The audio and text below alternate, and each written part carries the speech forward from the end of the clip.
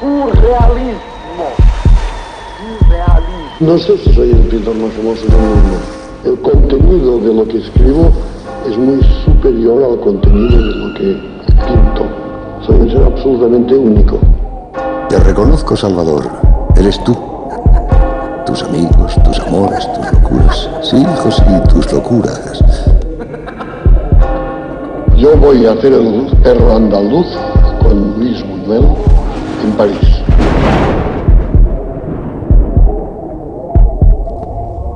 También tus pesadillas, tus manías, tu arte, amigo mío.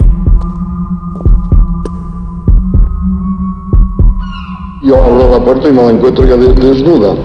Y entonces me enamoró automáticamente. Puro contraste. Eso eras mi pequeño Dalí. Luces y sombras.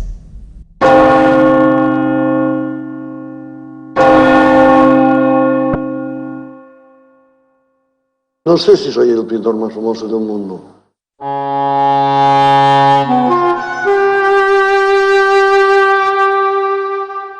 Porque hay mucha gente que me pidan por la calle autógrafos y realmente no saben si soy un cantante, un actor de cine, un loco o un escritor.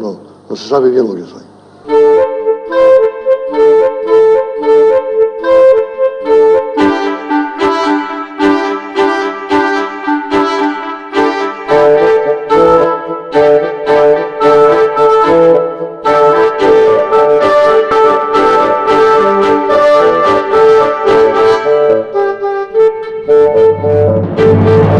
Y ahora, lo que más me gustaría es poder ser nada menos que Salvador Dalí.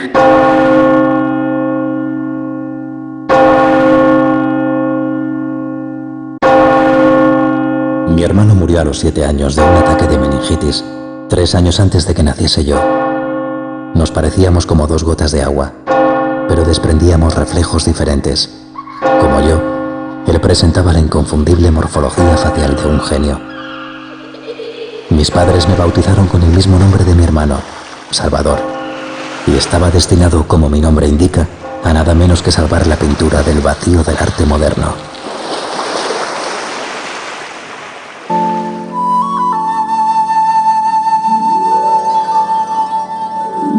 Dalí, en el momento de salir del huevo. Lo que pasa es que no sabemos nada de Dalí, es un gran desconocido, ¿no?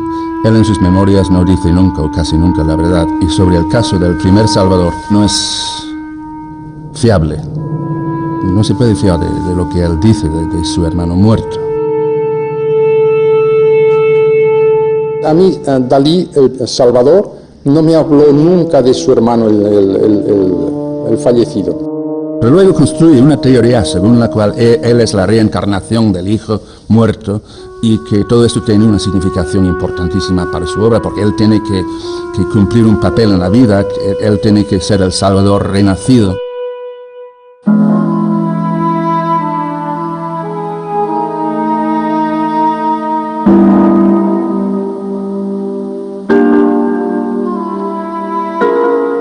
La gente de aquí entiende muy bien a Dalí. Dalí es producto del Ampurdán, ¿no? Con una situación determinada, estamos influenciados por la tramontana, hay un carácter irónico especial y a veces hemos comentado que personajes como Dalí, a veces posturas histriónicas que tiene, también las tiene gente de por aquí.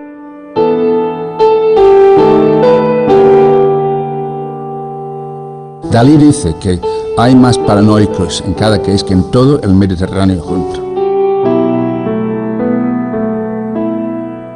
Hay una tendencia paranoica en la familia de Salvador Dalí. Y el padre de Dalí también a lo mejor tiene la misma tendencia. Era famoso en figuras como el notario tonitronante, jupiterino, capaz de todo. Era el notario inflexible, vehemente, sobre todo vehemente. El 11 de mayo de 1904 nacía nuestro segundo hijo. Un día de Reyes le regalamos un traje real con su corona de oro y su manto de armiño. Pero pronto el niño rey se convirtió en anarquista. Va contra todo por sistema y por principio. Basta que le digan negro para que él conteste blanco. Si alguien le saluda respetuosamente, él responde con un escupitajo. Es el niño mimado por excelencia. En el Instituto de Figueras, cuando había un momento de calma, de pausa, en el recreo, por ejemplo, que todos los niños jugaban, de pronto se oía un grito y ¿qué ha pasado? Pues que el niño Salvador Dalí de pronto le ha dado por ponerse a correr y dar con la cabeza en una de las columnas de piedra del instituto. Se quedaba realmente escalabrado. Y después le preguntaban, pero ¿qué te ha pasado? ¿Por qué has hecho esta cosa tan rara de golpearte contra el muro? Y el niño respondía, dice, es que era un momento, dice, que nadie se fijaba en mí. Dalí es tan tímido que o bien se mata o construye una nueva personalidad de exhibicionista. Decía, mucha gente no sabe lo que es la fobia y es horrible. Eso me lo decía el propio Salvador a mí. Dice si alguien me habla, dice, de lo de saltamontes, dice, solo la palabra ya me inquieta.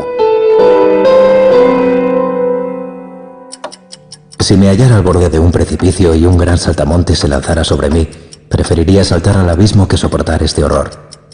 En el instituto mi estado nervioso llegó a ser tan alarmante que adopté una estratagema para librarme, no de este temor, sino por lo menos de las vejaciones de mis condiscípulos. Inventé el contrasaltamontes. Consistía simplemente en una pajarita de papel blanco, y fingí un día que la pajarita me asustaba más que los saltamontes. Gracias a esta estratagema me vi casi libre de los saltamontes.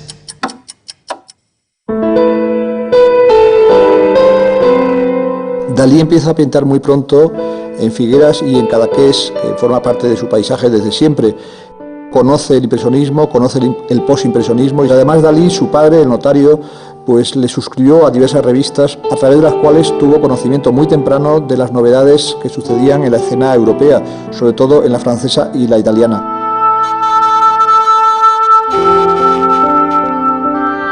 La capacidad de absorber y de traducir a un mundo propio muchos de los códigos acuñados por las vanguardias va a ser decisivo para su evolución posterior. Como parece que mi hijo solo vale para artista, le he propuesto una transacción. Irá a estudiar a la Real Academia de Bellas Artes de San Fernando de Madrid. Seguirá todos los cursos hasta aprobar las oposiciones de profesor, asegurándose así los ingresos que le permitirán dedicar a la pintura sus ratos libres. En Madrid, el hoy se alojará en la residencia de estudiantes, que es un lugar distinguido donde viven los hijos de las mejores familias españolas. Los tiempos están cambiando y mis hijos lo hacen tan rápido que se me escapan de las manos. No es lo único que se me escapa. La pobre Felipa ha muerto. He decidido casarme con su hermana pequeña, la tieta. Era un centro cultural por el que acudieron para dar conferencias, para vivir entre los universitarios, pues lo más importantes figuras de la vida intelectual europea y americana, notables investigadores o arquitectos de la vanguardia. Allí habló Le Corbusier, Einstein explicó la relatividad en fecha muy temprana. Ese es el clima al que llegan una serie de muy destacados futuros creadores. Luis Buñuel llegó en 1917, Lorca llegó en 1919 y unos años después llegó Dalí. Los tres llegan desde la periferia, procedentes de familias acomodadas, pero sobre todo ilustradas. Enseguida nos ha llamado la atención el nuevo. Apenas sale de su habitación si no es para ir a sus clases, pero desde luego no pasa desapercibido.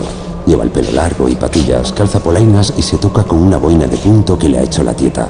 El ermitaño completa su atuendo con una chaqueta de terciopelo negro y una imponente capa de coimbra. A todos se entregó un poco, pero él como era tan callado, tan reservado, ¿verdad? Vivía en el primer pabellón del mismo que yo vivía. Y un día pasaba yo por el pasillo y tenía la puerta entornada. Me asomé, estaba él.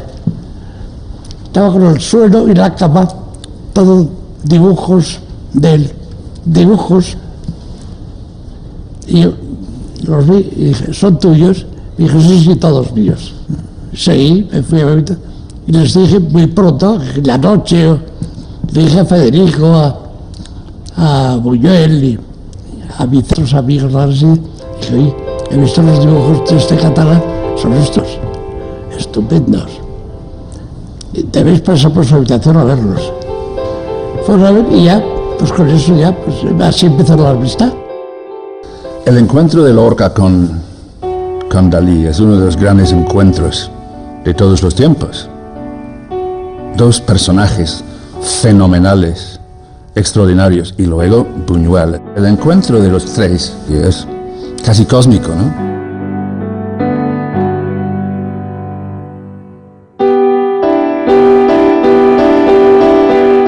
Lorca, viene un momento que Lorca se enamora perdidamente de Dalí, sin lugar a dudas. Y Dalí quiere profundamente a Lorca, pero a Dalí no le es nada fácil la ternura. Hemos sido dandistas, sinsombreristas, anarquistas, ultraístas y juerguistas. Somos miembros de la Orden de Toledo y fanáticos del jazz y del dry martini. Pero pongámonos trascendentes. Cada noche en la Resi asistimos al ritual en que Federico representa su propia muerte y la descomposición de su cadáver.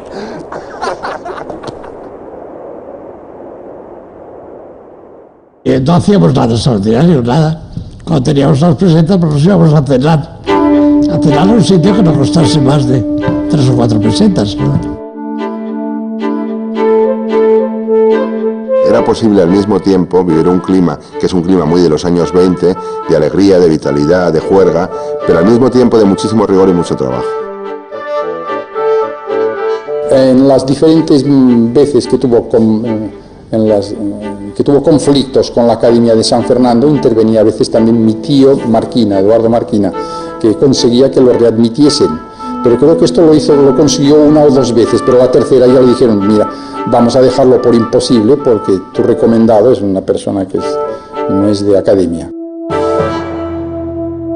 Me expulsaron 2 veces por el mismo precio, pero la vez que me gusta más es una vez que había un tribunal incompetente totalmente por lo que nos había enseñado, el cual hizo aquello de tirar unas bolitas para saber qué teníamos que contestar.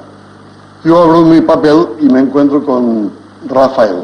Entonces me levanté y dije, señores, con todo el respeto, me es imposible hablar de ese sujeto delante de los 3 profesores porque yo sé mucho más sobre Rafael que todos ustedes reunidos. Entre 1922 y 1928 Dalí pasa por sucesivas metamorfosis y es curiosísimo ver que siempre está Dalí, pero que también están los modelos en los cuales se inspira. Hay mucha obra de Dalí que está directísimamente influida por el futurismo italiano. Después hay un momento fascinante que es cuando Dalí tiene el gran choque picassiano, que esto ocurre en el año 26, que es cuando visita a Picasso en París. Le dijo, he venido a verle a usted, don Pablo, dice, antes de ir al Louvre he preferido venir a verle a usted. Y Picasso se volvió y le dijo, pues ha hecho usted muy bien, joven. Hay cuadros del año 27, La miel es más dulce que la sangre, Cenicitas, Aparato y mano, que se ve que él está cogiendo de Max Ernst, que está cogiendo de Yves Tanguy, que está tomando prestado elementos de otros pintores, pero sí que crea un universo propio. Estamos viendo a un artista que pasa por esos sucesivos momentos y que no se ha encontrado todavía y va a encontrarse pues cuando decida emprender el camino del surrealismo. Cuando tenía 8 años, paseando con mi padre por los alrededores de Calanda, vi un mulo muerto pudriéndose al sol. Con Federico y Salvador hemos acuñado el término putrefacto, que vale lo mismo para un burro despanzurrado que para todo lo caduco, lo sentimental y lo viejo.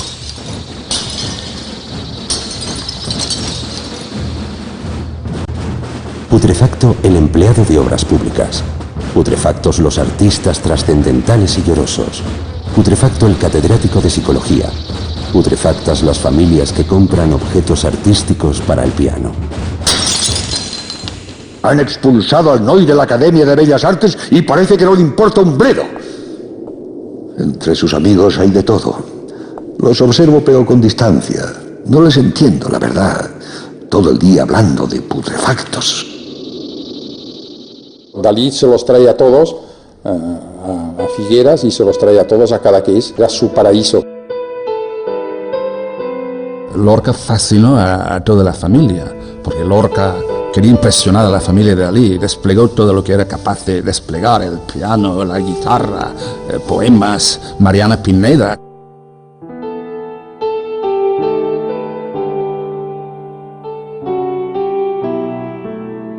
A pesar de que el año 27 todavía es un año en el que la relación entre Lorca y Dalí es importante, sin embargo Dalí ya se va identificando más con la línea de su amigo Buñuel y se va separando de la otra línea neopopular o más tradicional de Lorca. Cuando Lorca publica el Romancero Gitano, Dalí le escribe una carta que es magnífica.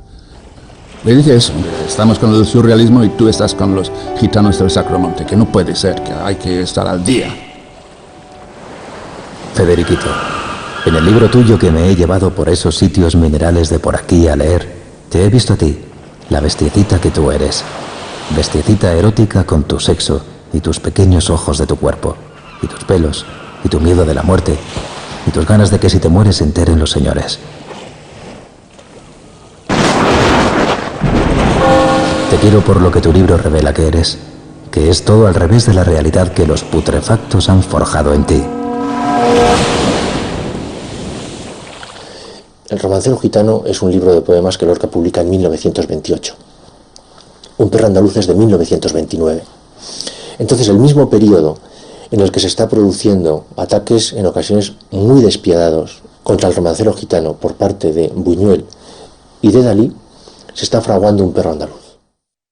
Me decía Buñuel que él había buscado un título para la película que no quisiera decir nada y que le parecía muy bien poner un perro andaluz. Es una cosa que no quería decir nada.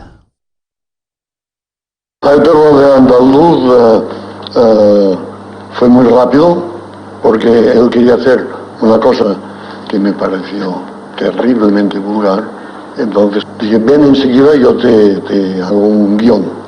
Y me acababan de llevar una caja de zapatos y encima de la caja de zapatos escribí El perro andaluz, que después lo hicimos juntos, con una colaboración absolutamente fraterna. O sea, nos divertimos muchísimo con Buñuel. Es una glorificación al máximo de la gamberrada, pero detrás de eso hay una radicalidad estética evidente que está muy vinculada con Dada, con Ultra, con su realismo, por supuesto. Cronológicamente la cosa pasa así. Yo voy a hacer el perro andaluz con Luis Buñuel en París. Y entonces allí conozco a Paul Éluard, que era el marido de Gala. Me voy a Cadaqués con Buñuel y entonces el marido de Gala, Paul Éluard, dice, tenemos que ir a ver a Cadaqués porque hay una especie de loco genial, extraordinario que se llama Dalí. Entonces vienen. Cuando llegaron los surrealistas, aquel verano del año 29, todo cambió para la familia Dalí. Fue terrible. Y no solo la llegada de Gala. Yo abro la puerta y me la encuentro ya desnuda. Y entonces me enamoró totalmente. Pero como que era muy tímido, como lo soy aún, y histérico, en aquel momento histérico porque nunca me había masturbado, o sea que llevaba una cantidad de retraso, de esperma incalculable. Dime ahora lo que quieres que te haga, pero dímelo despacio, mirándome a los ojos, con las palabras más crudas, más ferozmente obscenas que puedan hacernos sentir mayor vergüenza. Entonces Gala contestó, reviéntame. Quedé tan atónito al ver que se me ofrecía mi propio secreto como regalo, en lugar de la ardiente proposición erótica que había esperado, que tardé en contestarle. ¿Lo harás? Oí que repetía. Contesté, sí. Y volví a besarla, duramente en la boca, mientras repetía en el fondo de mí mismo, no la mataré. En mi segundo beso a Gala, que era un beso de Judas por la hipocresía de mi ternura, simultáneamente consumó el acto de salvar su vida y resucitó mi alma. Es la única mujer que yo he hecho el amor. Y ella ve en Dalí una estrella que puede subir y se produce el milagro, ¿no? En Cadaqués aquel verano. Y Dalí con Gala pues se siente más hombre. Él dijo, me ayudó a masturbarme mejor. Gala siguió con Éluard varios años, ¿no? Era una mujer con un apetito sexual tremendo. Dalí en absoluto le iba a poder satisfacer a Gala, por supuesto. Él ya nunca renunció a tener amantes y por todos lados. Gala aparece en la vida de Dalí, en cierto modo se interpone entre la amistad y la capacidad de colaborar juntos que tenían Buñuel y Dalí, y esos dos elementos interfieren cuando están en el proyecto de la Edad de Oro. Después del almuerzo, durante el que bebimos mucho, Gala volvió a atacarme. No recuerdo exactamente por qué. Yo me levanté bruscamente, la tiré al suelo y la agarré por el cuello. Dalí, de rodillas, me suplicaba que perdonase a Gala. Yo, aunque furioso, seguía siendo dueño de mí y sabía que no la mataría. Lo único que yo quería era verle asomar la punta de la lengua entre los dientes. Era un ser difícil, Gala, pero también tenía cosas muy buenas y era una gran admiradora del arte, y para ella el arte y los artistas estaba por encima de todas las cosas. Gala, esta mujer rusa que viene de un mundo muy culto de la Rusia prerevolucionaria, que ha sido musa del surrealismo, cuando Dalí la descubre y definitivamente queda, digamos, fijado ese singular binomio, entra muchísimo a tomar decisiones respecto de Dalí y es capaz, digamos, de contribuir a crear ese personaje. Gala encuentra al que yo creo que es no el hombre de su vida, sino su gran invención surrealista.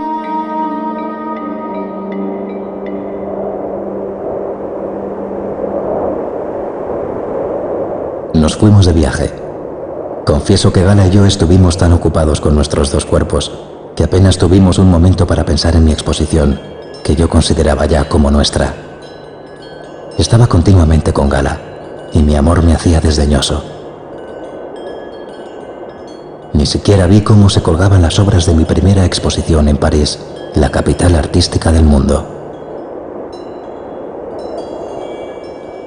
Entonces los surrealistas le piden que haga ostentación de actos de libertad y de liberación de las raíces y de las riendas familiares.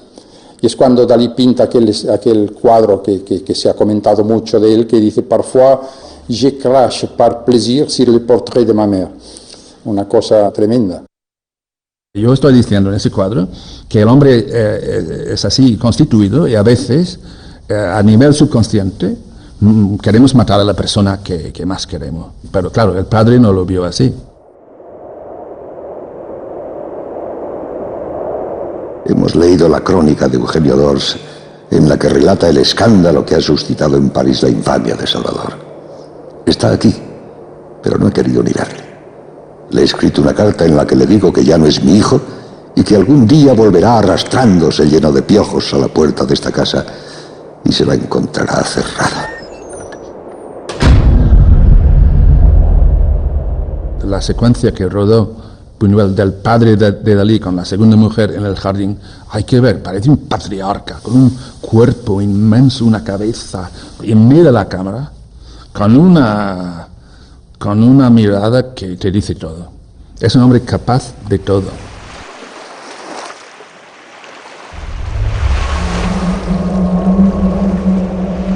Cuando recibí esta carta, mi primera reacción fue cortarme el pelo al rapé.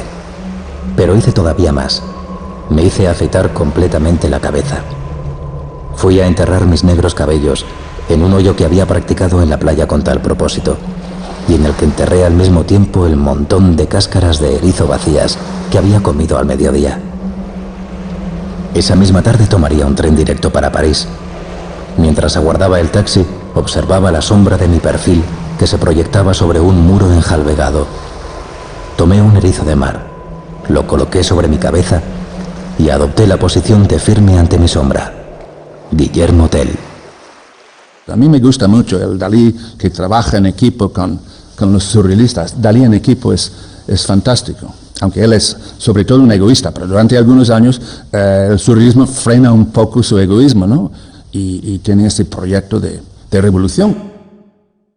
The world of dreams is a strange world which most of us visit only in our sleep.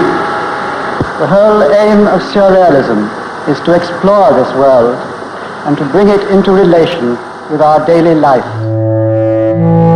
El encuentro con el surrealismo es decisivo para Dalí, pero también para el surrealismo. No es solamente Dalí el que va a absorber muchas cosas del mensaje bretoniano, o sea, va a absorber pues la idea de que el mundo de los sueños es fundamental para la creación, y va a absorber pues la doctrina del automatismo. Yo creo que ahí hay una especie de flechazo, de simbiosis natural, que va a hacer de él una de las herramientas fundamentales de desarrollo del surrealismo. Breton es el burgués más burgués que existe, porque dudaba de exponer un cuadro mío porque había un señor que tenía los calzoncillos cagados. O sea, fíjese, pero ellos que tenían que transcribir exactamente lo que se sueña o lo que pasa por la cabeza, sin ninguna represión de la conciencia, ni de la moral, ni de nada, pues encontraba que no era correcto que se hubiera cagado en los calzoncillos. Entonces yo, como que era el más surrealista de todos, hasta el punto de dar una patada al culo a un ciego, porque para mí lo más repugnante es esos ciegos que se sonríen y que, porque se creen ciegos, hacen así para que se les haga pasar por la calle. Yo me repugno tanto que le di una patada al culo y se fue a caer al otro lado de la... Entonces yo hacía actos realmente surrealistas. Yo algunas veces se lo preguntaba qué actitud tenían el grupo surrealista cuando tú llegaste y les empezaste con tus métodos y tus sistemas y tus proyectos. Y me cortaba y me decía, es quedaban acollonits. Hay un elemento que habría que subrayar, es que Dalí tiene un sentido del humor.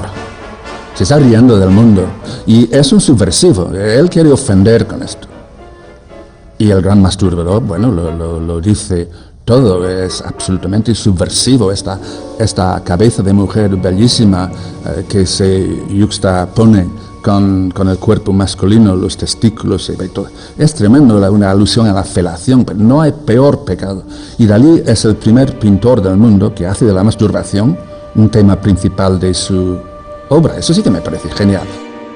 Gracias al surrealismo, Dalí se encuentra consigo mismo, se encuentra con el laberinto de su memoria, se encuentra con aquello que lo liga a los paisajes de su infancia, que son los paisajes del Ampurdán y son ese paisaje de Cadaqués y del Cap Creus. Decir Dalí es decir el gran masturbador, es decir la persistencia de la memoria. Quizás sean los dos cuadros al final con los que nos quedaríamos si tuviéramos que ir al Dalí esencial. Vivimos entre la gente rica, pero estamos constantemente angustiados por cuestiones de dinero. Sin embargo, sabemos que nuestra fuerza consiste en no dejarlo ver nunca. Salvador se pasa el día entero ante el caballete. No salimos. El pequeño Dalí trabaja 100 veces más que cualquier pintor mediocre. Yo le reprocho que ponga tan gran esfuerzo en la ejecución de encargos insignificantes y miserables. Él me contesta entonces que siendo él un genio, es un verdadero milagro que nos hagan encargo alguno. Nuestro destino debería de ser el de morir literalmente de hambre.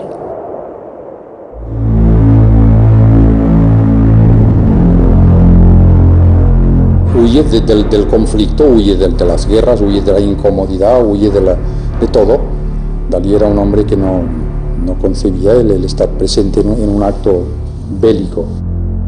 Siempre decía, si un día hay una guerra o hay que ir a la guerra, dice, ya irá Gala, en mi lugar. Lo que él le obsesiona es ser Dalí. Dalí, Dalí, Dalí, en su obra y en su vida. De modo que el instinto es huir.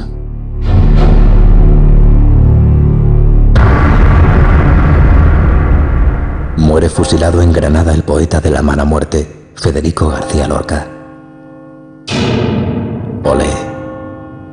Con esta expresión típicamente española, recibí en París la noticia de la muerte de Lorca, el mejor amigo de mi adolescencia agitada. Era el destino, él encontró su muerte en su Granada. Y yo digo olé porque era así y tenía que ser así, él creía que iba a ser así, él previó que iba a ser así y ha sido así. La relación de Breton y los surrealistas con Dalí atraviesa un momento ya difícil en los años 30 mediados y en concreto pues la propia ambigüedad también de Dalí en relación a la Guerra Civil Española terminará de estropear las cosas. El caso es que Dalí sentía fascinación, lo sintió siempre por el poder, por los dictadores. El enigma de Hitler es uno de los cuadros más significativos del Dalí de los años 30 y en él, en un plato, aparece una fotografía del dictador alemán. Dalí dice, ojo, están ustedes minusvalorando la capacidad de la parte irracional de las masas para escuchar llamados como los que hace Hitler. Hitler está apelando a una parte irracional que la política descuida. Y la parte irracional, por mucho que nos desagrade, existe. Dalí se quedó en el grupo surrealista hasta que por discrepancias y por provocación tuvieron que echarlo también del grupo surrealista. Y entonces yo ya en este momento me declaré apolítico totalmente, pero al mismo tiempo monárquico y anarquista, pero no políticamente, metafísicamente. Entre Dalí y los Estados Unidos hay un idilio que comienza con varios viajes de los años 30 y que luego se va a estabilizar a partir del momento en que en 1940 se establezca allá hasta finales de la década de los 40. Ya se sabe que cuando se llega a Nueva York, él iba siempre en un transatlántico, podía haber un periodo de cuarentena que se hacía siempre en la isla de Ellis, ¿no? Y él, la frase que me parece estupenda es, cuidado, traigo el surrealismo.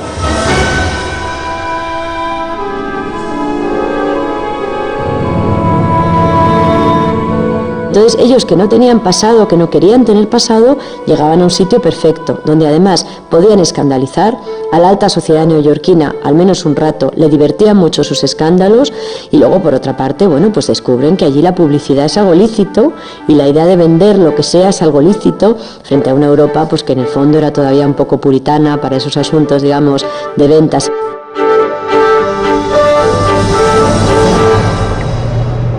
Lo que más nos ha sorprendido de Nueva York son los escaparates. Se han recibido algunas propuestas para decorarlos. Hemos aceptado estos trabajos para hacer una demostración pública del verdadero arte daliniano. Diseñó una vitrina en la Quinta Avenida y se la modificaron, no sé por qué razón, los propietarios, los empresarios. Y entonces él va a protestar y intenta desmontar una bañera que había, bastante voluminosa, y en el forcejeo que tiene lugar, la bañera se desliza contra el cristal y rompe un escaparate. Y entonces le denuncian. Y claro, es una destrucción de propiedad pública, sale en todos los periódicos y como es un artista, le supone una publicidad tremenda. Y entonces escribe la Declaración de los Derechos del Hombre a su propia locura, que en Nueva York es de alguna forma lo que a él le sitúa en ese panorama. El contenido de lo que escribo es muy superior al contenido de lo que pinto. Es un escritor verdaderamente considerable, de los que han proporcionado además pues, claves más acertadas en torno a su propia obra pictórica. Fui y entonces allí hubo una escena terrible porque yo le enseñé mi cuadro La Metamorfosis de Narciso, que me gustó mucho, y dice, ahora comprendo cosas que no había comprendido de los realistas. Yo creía que eran unos borrachos drogados, y ahora voy a tomar en consideración porque este cuadro es... Pero yo digo, no, el cuadro no me interesa, yo quisiera que usted leyera mi tesis sobre la paranoia crítica que he hecho con Lacan. Y él volvía al cuadro, yo volvía a que leyera mi tesis científica, y al final, puñetazo, digo, quiero que lea esta noche. Entonces Freud se quedó un poco asombrado y dijo a Stefan Zweig, nunca he visto un prototipo de español más claramente, es un fanático. Esa es la palabra de Freud. El método paranoico crítico, bien aplicado, significa que no son tus obsesiones personales, sino la capacidad de compartirlas con los demás, lo que está en juego. Y cuando tú eres capaz de hacer ver a la gente algo de una manera nueva, ya nadie volverá a ver nunca eso de la misma forma. Y es un método que no lo voy a definir porque cada definición es automáticamente una traición, ya que al cabo de 5 minutos puedo decir lo contrario, pero es un método que lo he inventado hace 40 años, no sé en qué consiste, pero va muy bien, es muy eficaz incluso para ganar mucho dinero. Acabaron bautizándolo, André Breton le fabricó aquella leyenda con las letras de Salvador Dalí de Ávida Dólares para deteriorarlo o para significar que era un hombre que se vendía a los intereses o al capital. Hay un fondo de verdad, porque a mí lo que me gusta no son los dólares, es el oro macizo, como todos los alquimistas, Flanel, Raimundo Lulio y todos los de la Edad Media querían convertir la materia vil en oro. O sea que en eso de Ávida Dólares, como que los dólares tienen cierta relación con el oro, hay un fondo de verdad. Era una nueva firma, era un nuevo personaje, era una identidad más que se podía agregar a las capas de identidad.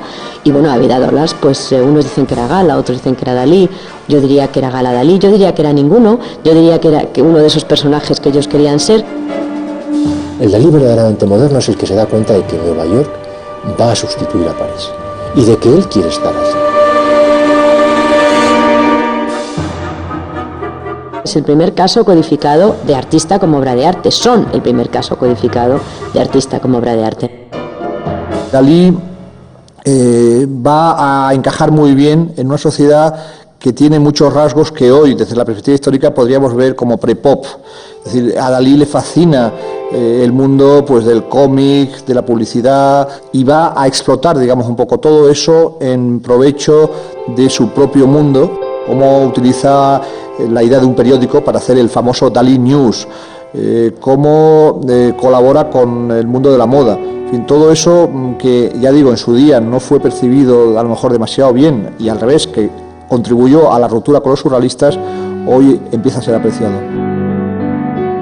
Es muy interesante, por ejemplo, también de la etapa americana, su relación con Hollywood. I requested Dali. Selznick, the producer, had the impression that I wanted Dali for the publicity value. Yeah. That wasn't it at all. What I was after was, again, the thing we talked about earlier, the vivid of dreams. La colaboración con Hitchcock es una colaboración que en principio duraba unos 20 minutos y que poco a poco se fue reduciendo hasta quedar pues en un par de minutos, y realmente es una colaboración que indica lo que podría haber dado de sí Dalí en el cine si hubiera contado con gente que le pusiera los pies en la tierra. Estaba un poco entristecido, dice que era mucho más importante los decorados que había hecho que todo lo que aparecía en imagen.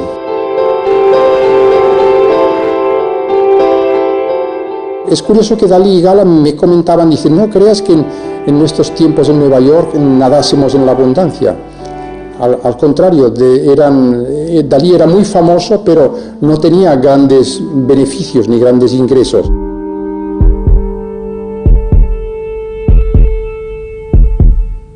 Si Dalí muere, me quedaré en la calle, sin un solo cuadro que vender para vivir. Viajo siempre con 2 maletas. Una está llena de medicamentos, la otra repleta de dólares. porque la enfermedad y la pobreza son una misma cosa. Ahora las maletas están preparadas porque volvemos a España. Pero antes nos va a recibir el Papa de Roma. Dalí en esos años se mete, digamos, en los laberintos de la pintura del pasado y se mete también en el mundo de la mística. Los cuadros religiosos es una traslación metafórica de su propio microcosmos a la simbología religiosa. ¿Quién es el modelo de la Madonna de Portligat? Gala haciendo de virgen. Era una pasada. Quiero decirte que a la vez en Dalí siempre hay esto. Lo que habría quizá que añadir es que la parte estratégica del clasicismo le lleva a la pintura religiosa y le lleva una serie de maniobras que preparan la vuelta a España.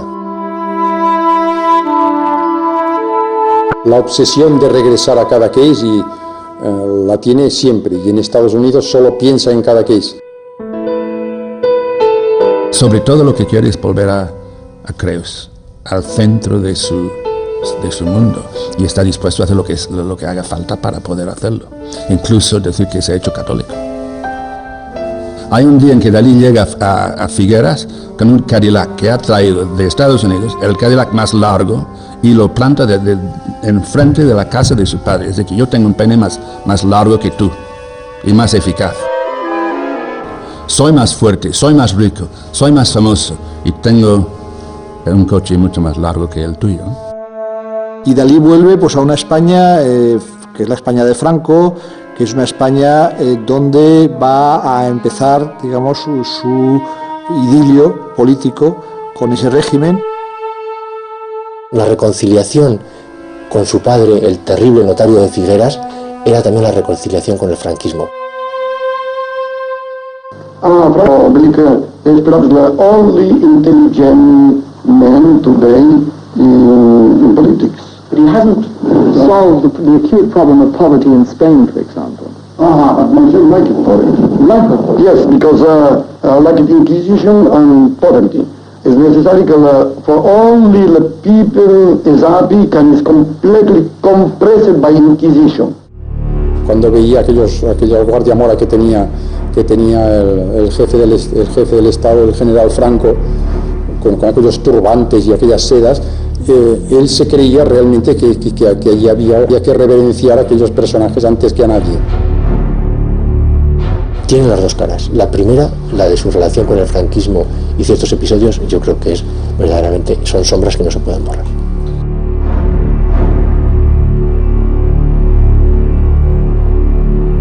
Es un Dalí que organiza festejos, es el Dalí público, entonces Portligat es un festín de visitas y de toda clase de personalidades que le frecuentan, que pasan por Portligat y por su casa y por su taller.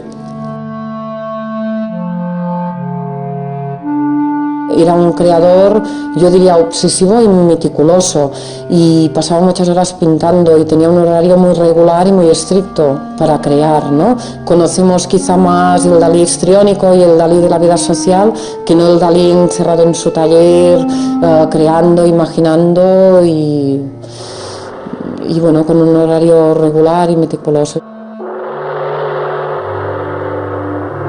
Aquí Portligat. Soy Dalí, Jan Dalí. Tenía un ciclo estacionario que más o menos consistía en que en verano trabajaba en Portligat. Luego esto, naturalmente, tenía que promocionarlo en los que seguían siendo las dos grandes capitales culturales, que eran París y Nueva York, y en cada uno de los dos sitios cuidaba un mercado propio, ¿no? Que sabía que no podía descuidar.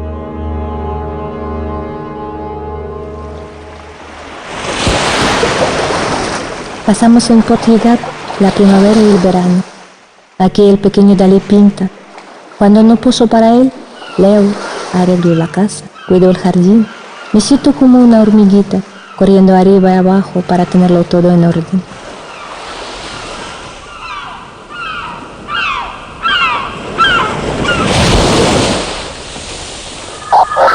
Gala es la gran protagonista. Es parte, digamos, del mundo daliniano desde los años 30, pero es entonces cuando realmente pasa a su condición de auténtico personaje. estoy pintando Gala y Dalí. Dalí y Gala. Gala está omnipresente desde la edad atómica, Galatea de las esferas. Vemos siempre a Gala, es galarina, o sea, Dalí nos la hace omnipresente, para él lo es y quiere que para nosotros y que para el futuro Gala lo sea.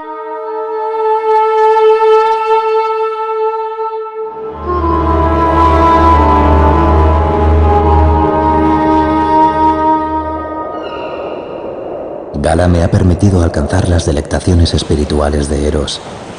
Ella me ha curado de mi rabia autodestructora, ofreciéndose en holocausto sobre el altar de mi rabia de vivir. No me he vuelto loco, porque ella ha asumido mi locura.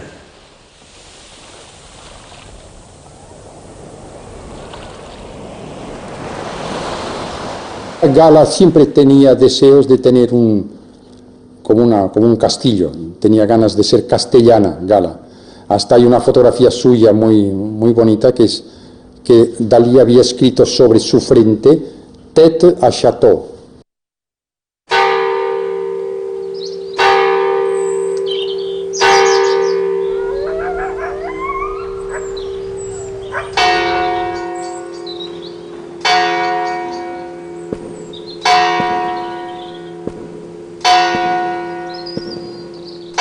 Desde que he venido a vivir a Púbol, Dalí no atiende nuestros encargos.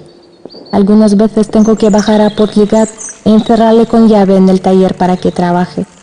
Sin mí está perdido. Si yo falto, ¿qué será de él?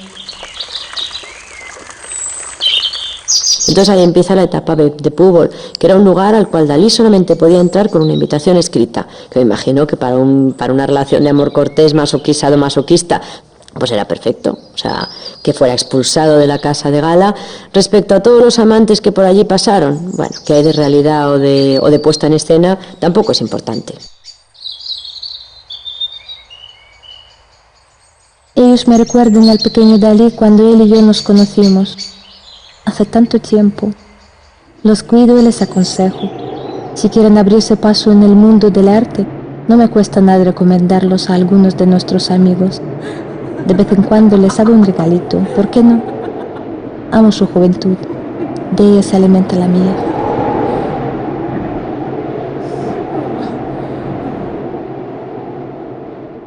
Gala a veces se iba con uno de sus amantes y entonces pues Dalí solía llamar a Amanda o a Anita a acompañarle en Portligat. Dalí decía algo que lo retrata muy bien y que es que la demostración de que Dios tenía sentido del humor y muy mala leche es lo que llega a ser el hombre de viejo.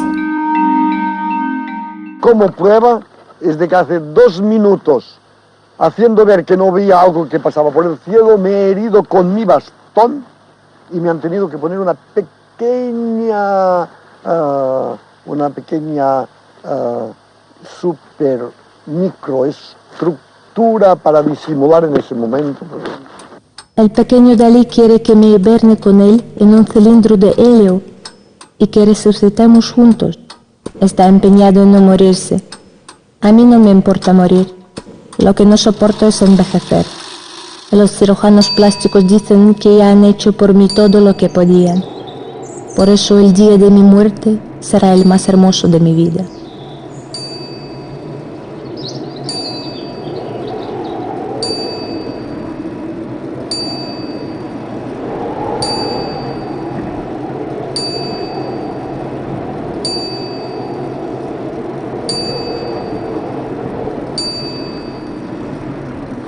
El canibalismo es la pasión más tierna del ser humano. Por ejemplo, si Gala, que es la mujer que yo adoro, ¿no?, la mujer legítima que adoro, se me muriera y se volviera pequeña como un acito, ¿no?, pues evidentemente me la tragaba. Nunca haría una pequeña caja de muertos para ponerla y enterrarla. Y el último otoño juntos en Cadaqués, donde nunca pasaban el invierno, y con el deterioro y la decrepitud, realmente es trágico, ¿no? El final. Y luego tremendo porque Gala muere en Portligat, pero ilegalmente la llevan muerta a Púbol, y eso sí que también es perpéntico y absolutamente surrealista, ¿no? La muerte de Gala realmente le afectó de una manera tremenda.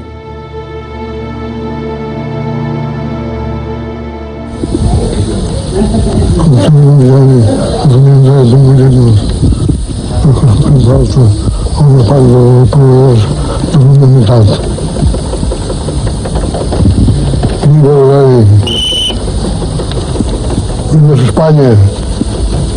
¡Viva Cataluña!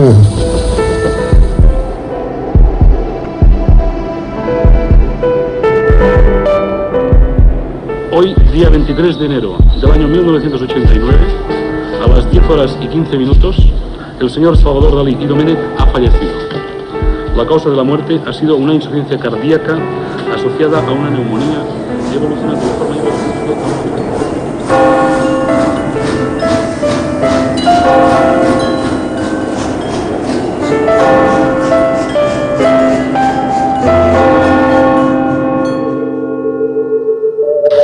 Pero como he dicho muchas veces, esos otros mundos están en el nuestro, residen en la tierra y precisamente en el centro de la cúpula del Museo Dalí, donde hay todo el nuevo mundo insospechado y alucinante del surrealismo. El teatro museo es un objeto surrealista en sí mismo. Si tú quieres un poco pasearte por el interior de la cabeza de Dalí, yo les recomendaría a mucha gente que recorrieran el teatro museo, porque está hecho a la medida de todos sus intereses, sus prejuicios, sus partes más cursi, sus partes más kitsch, todo lo que se quiera. Es Dalí.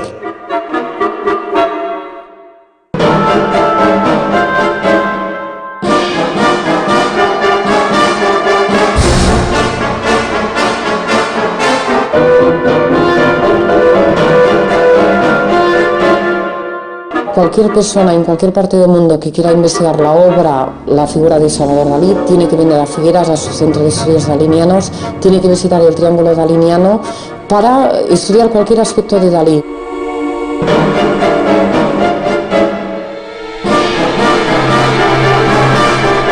Decía, sobre todo que fotografíen las colas, que eso sí que es una cosa, que la gente se hace cola para ir a ver a un pintor, es por algo.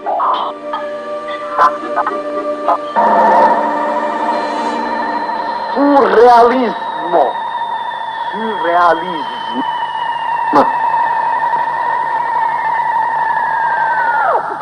Soy un ser absolutamente único. Dalí es un disfrazado, que va disfrazado de Dalí. Dice, Dalí pocas veces ha ido sin uniforme por la vida, siempre en uniforme.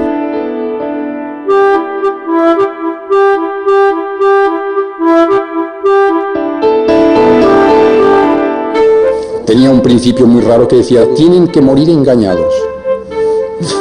Cuando alguien le hacía una pregunta, decía, tiene que morir engañado. En toda mentira hay siempre un fondo más o menos amargo de verdad.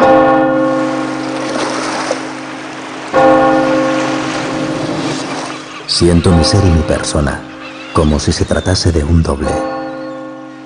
He nacido doble, con un hermano de más, que he tenido que matar para adquirir mi propio lugar, mi propio derecho a mi propia muerte.